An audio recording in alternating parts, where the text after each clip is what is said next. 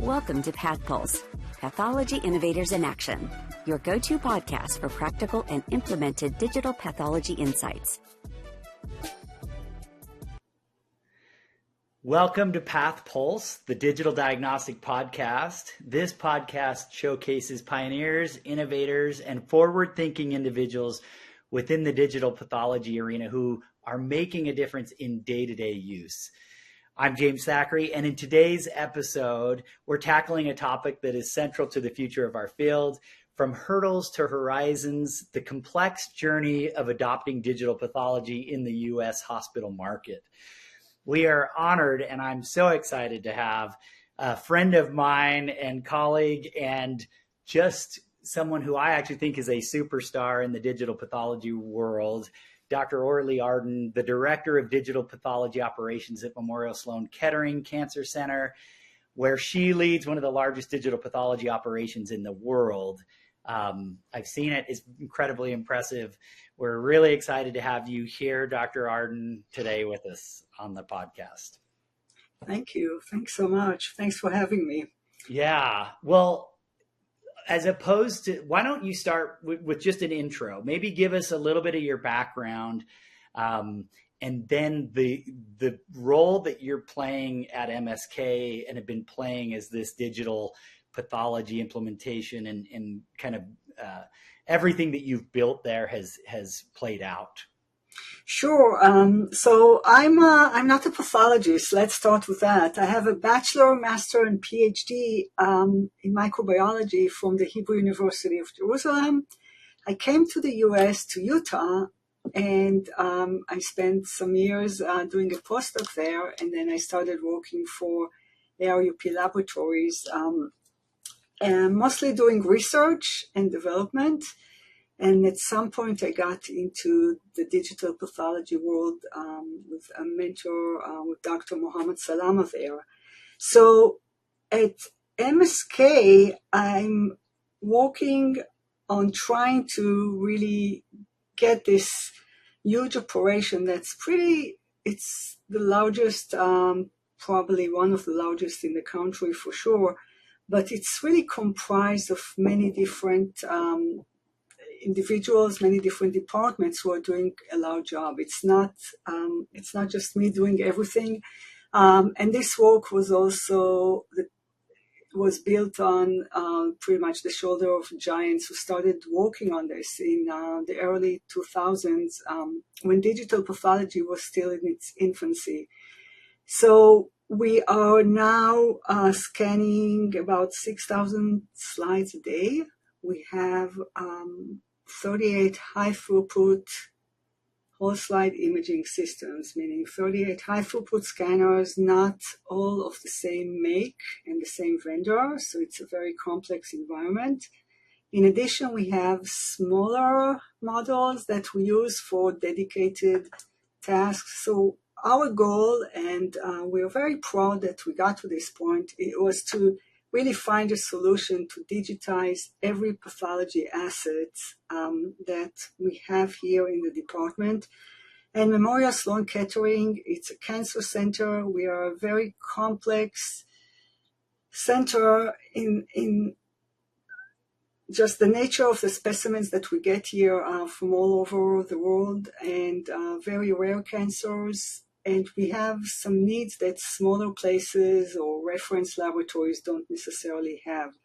So in 2020, we were able to validate a remote sign-out and test for digital pathology, which really kicked off this clinical use for digital pathology. So from 2020 onwards, we're able to start scanning prospectively and allow pathologists to sign out without having the glass slide next to them, meaning they could work remotely, they can work here.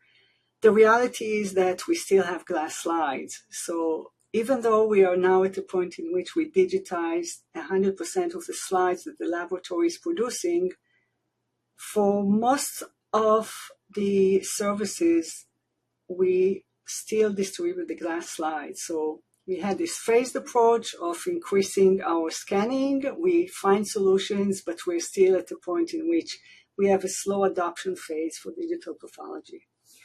At the same time, we are also providing solutions for our research. This is a research institution. We have trainees. We have lots of education initiatives, and we try to share the work that we do. We offer courses here. We offer lots of collaboration opportunities. We work with other institutions, and our goal is really to get as much digital pathology to make it more easy for other institutions to adopt and to use. I'm also working with I'm on the board of the Digital Pathology Association. I'm on some committees there, and the goal for me is really to see more innovation in pathology, to see more adoption of new technologies, but also to look at the economics behind it, to see how we can deliver some revenue, some return on investment to our departments. Healthcare is always in need of more funding, and some of the research that I do in my role is dedicated towards that, on really looking at the healthcare economics and how to really improve the way we operate. So that was a long introduction. That's perfect. And it's kind of a great overview of where I think we want to kind of dive into. I think your experience in just kind of this full from concept all the way into full-fledged digitization of all your slides, and there's still phases to come. I understand that, but you reference the complexity, and I think some of this is specific to MSK and a large institution, academic institution with research side of it, adds to some of the complexity that you deal with. So let's start with that, the complexity side of it. What if you were to highlight one or two of the major hurdles in getting into this, and maybe if you would, and I'll kind of chime in too, where some of those challenges historically have been and where maybe they've lessened over time. Maybe we've gotten better at doing some of these things over time as well, because you guys were so early into this. But start with kind of highlighting the complexities that you faced early on in this life cycle. Definitely. And we are definitely, we are early adopters. So that means that we make mistakes. We have no guidebooks. We have no publications. And sometimes we work along with our vendors to find solutions that would be available for the later adopters to use. So there are definitely a few issues that have plagued us from the beginning. I think the complexity that you mentioned is just the nature of working in healthcare, making sure that you're working in a patient-centric environment. You want to make sure that whatever you're doing, it doesn't pose any risk to the patient, meaning we want to make sure that we have the right image of the right patient at the right time to the right pathologist. Let's start with that. How do you manage to get those images, those large gigabyte, sometimes 2 gigabyte images, to the place, to that specific location where they would be available in the other systems of the hospitals? We have the laboratory information system, we have different viewers, we have different servers, networks. I mean, the complexity of healthcare, the healthcare environment, the digital healthcare environment is such that every time you try to disrupt and add something new, you have to really think about all those other details. Sometimes it's easier, especially if you work with just one system and you can get a lot of vendor support to just plug and play, but the reality, it's never plug and play. There is a lot of preparation work, a lot of scoping what we're going to do. It can take years before you actually take this idea of adding a digital technology. And from the moment you take this idea of the digital technology until you really get to a point in which you can use it at the hospital environment. But it's getting easier, it's getting much faster. And the truth is that we are more complex because of the different systems that we have. So we have to find interoperability, something that the early digital pathology field did not have. Now it's on everybody's mind. It's the reality in which we start seeing more vendors working together, hardware, software. Obviously, I think, and I think it's pretty obvious that without having that, you cannot really market your tools. You cannot really have a good environment in which we are able to use different systems for different needs. So I do think that we got to a point, in the early days of work here, we had to develop our own digital pathology viewer because one was not available. And now every image viewer that you can get commercially, is interoperable. Another major issue that we have is the file types that are always a cause for every update that we do, and we have to always invest some time thinking about any change that we do. It seems like we have those butterfly effects if you don't plan accordingly. So it does take a village. I always get asked about hurdles, and I think the biggest advice I always give is that you have to really not just rely on the pathologist or not just rely on the technicians who are scanning, but you have to have this ecosystem of individuals with a right technical background. I mean, we work with the IT department and anyone from servers, networks, it's such a huge field, from the LIS people, different teams who support the technical part, the hospital, information systems. It's a huge ecosystem, but everyone should be trained. Everyone should understand this architecture of the digital pathology operation, because this is relatively new, and we inserted ourselves into a very restrictive pathology operation, but without having this support from all the other stakeholders, we just cannot operate. That's so great. I mean, the complexity of integrations, storage, you kind of mentioned the server aspect. I mean, some elements that you probably originally wouldn't think about that you guys have dealt with early. And I love your summary of it takes a village. And so if you're at a hospital system out there, or a hospital that's looking at this, getting the key stakeholders involved early to kind of understand, one, the why of it, but the complexity of the how is probably pretty critical. That's a question I had was MSK as an institution, I mean, they're always leading in research anyway, how was that process of getting key stakeholders involved in going forward with digital pathology in general? Give us a little background on how that played out, because that's pretty significant, especially seeing when you guys started into this journey.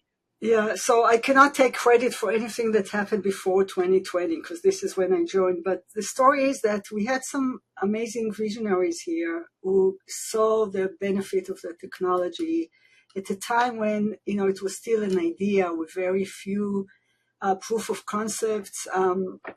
And it did take investments in resources, and we had leadership who understood where those digital technologies will take us at a time when, there was still no AI in pathology, really. There was still no these digital ecosystems and solutions, and nobody understood the amazing opportunities that there are in digital technology. So the fact that we were able to get this phased investments in technologies, and this is something that I need to emphasize, this didn't happen overnight. It took many years of, building technologies, capabilities, setting up teams, trainings. It's a massive operation, and you do need to prepare for it. So I think one of the most important things is just to constantly talk about the benefits and look at the other things that are happening around at the hospital, which include digital technologies, because let's face it, without the pathology digital images, you really cannot have an entire digital operation at a hospital. So you need to start somewhere you need to start investing in those technologies in order to get pathology into this reality of electronic records. We just cannot continue to have this manual glass slide operation when everything around you is digital. I love it. So now we've kind of talked about the implementation process, and I guess I'm reminding our listeners too that I think what's exciting about this is we're talking about kind of the extreme side of it. I think you think of the level that MSK is at and all the different systems you're integrating with. So I'm also trying to say, okay, how do we? I mean, I think for a individual hospital, it's going to be a smoother sailing because of the pioneering that somebody like MSK and you guys have done there. It's going to help others be able to adopt more readily. Now, as you look at this, you've got full implementation. You've talked about phased approaches into it. If you look at it today, where MSK is at, how much is research-based use right now, and how much is clinical sign-out, like digital pathology, clinical primary diagnosis sign-out, and where do you see that next phase going? Is that fair? Yeah.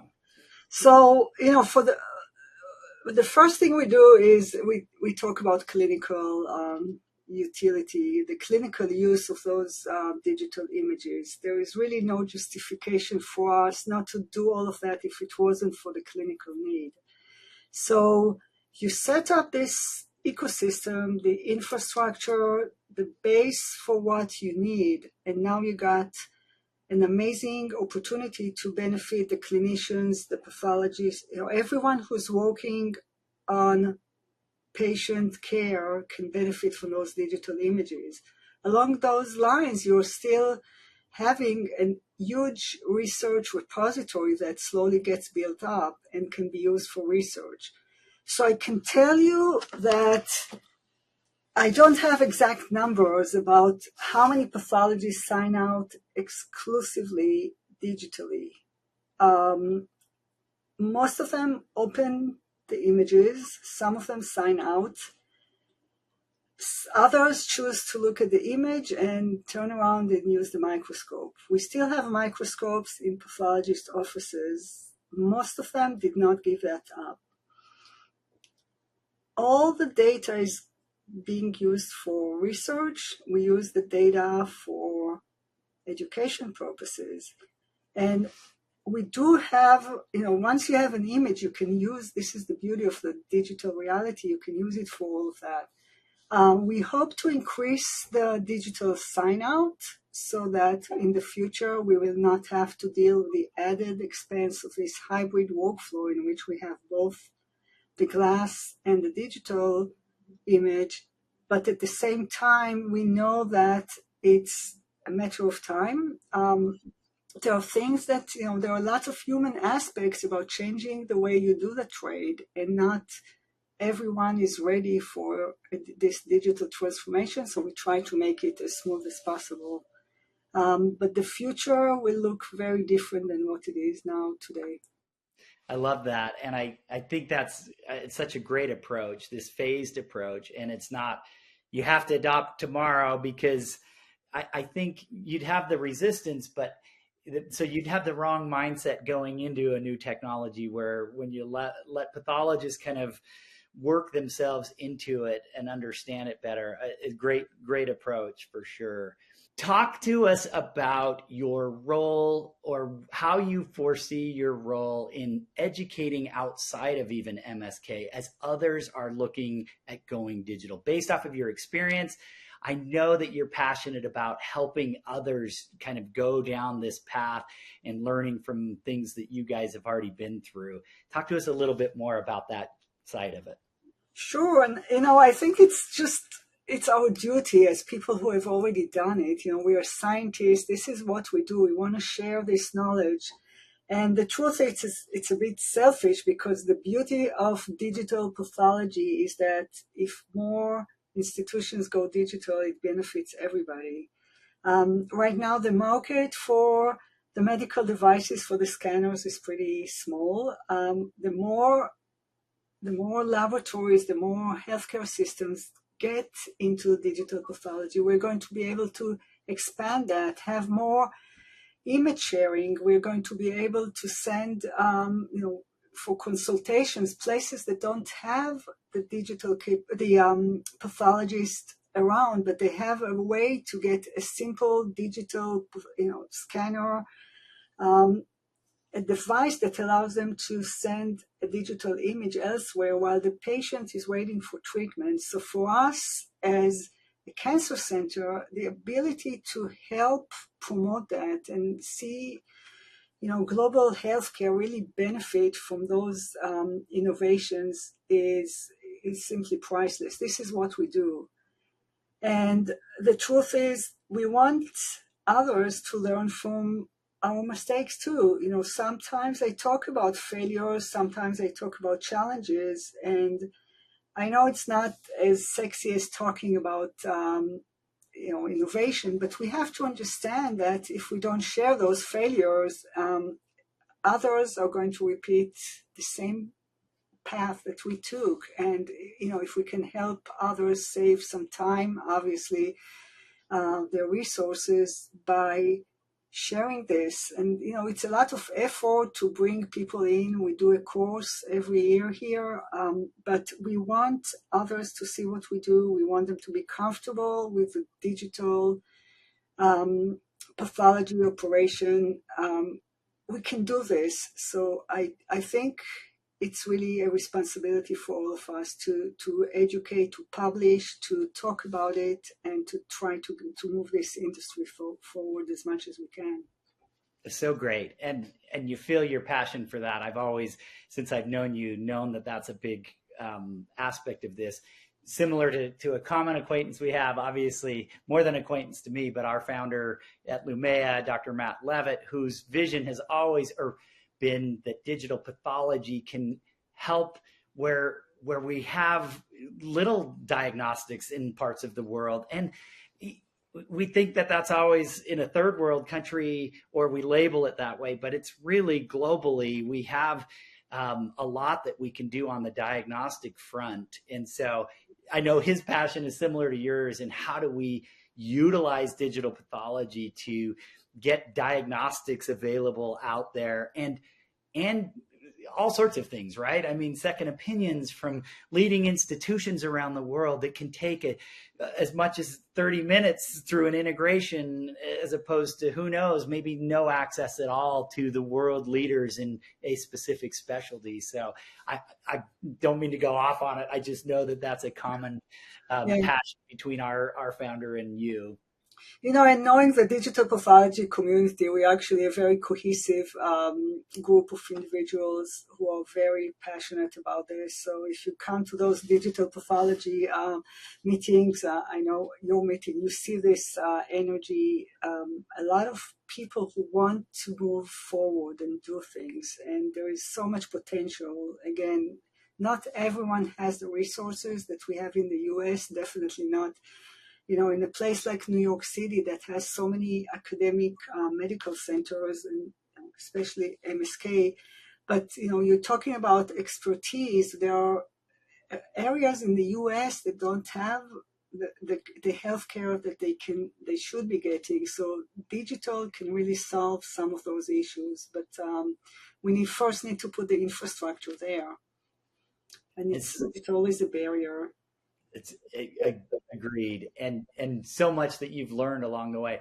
Okay. In summary, since we kind of started with, if this is more for hospital setting type, potential integrations and implementations here, what's your your 1-minute summary of why a hospital, or at least why you believe a hospital might look at digital pathology as a priority, at least at whatever timeline they maybe deem necessary, but as a priority for the future. Sure, and I do believe that most hospitals are talking about it or starting to explore not just it used to be just the large academic medical centers, but now we see more smaller hospitals, and I do think just from the interest that I hear, there's more plans, and it's really just a matter of resources at this point. And the why is that this is better patient care. When we hear about lost glass slides or broken slides that are not usable, and it's a patient specimen, when you have a digital image, it does not get lost. This is just one example. The fact that you can get rapid diagnosis because you can use an expert who is not in the room with you with that glass slide. You can call someone, you can do so much when you have a digital image. And then there's the promise of AI. If we thought that it was a novelty 10 years ago, right now, we know the technologies are there. They may not get onboarded as fast as some of the people who develop those would like to see, because there's lots of hurdles in healthcare. But at some point, there will be AI tools that will relieve us of some of the mundane tasks, the ones that can really solve issues of workforce and aging populations. And the fact that we just don't have enough pathologists, we don't have enough histotechs, we don't have enough staff in pathology. And if you can use digital technologies to just enable the operation and the ability to provide pathology services for the near future, I think it's priceless. Beautiful summary. We should just maybe go right to the summary, because that is the rationale for institutions to look at going digital if they haven't already. And I agree that most are looking at it right now. Most are, yeah. Well, thank you. You're so great. We're so grateful for all the work that you're doing. We look forward to seeing you at the Digital Diagnostic Summit in September. Little plug, but also you're going to be there and speaking. We're grateful to have you. Thank you for joining us. Yeah, thank you. Thanks for listening to PathPulse, Pathology Innovators in Action. Tune in next time for more inspiring conversations with digital pathology experts.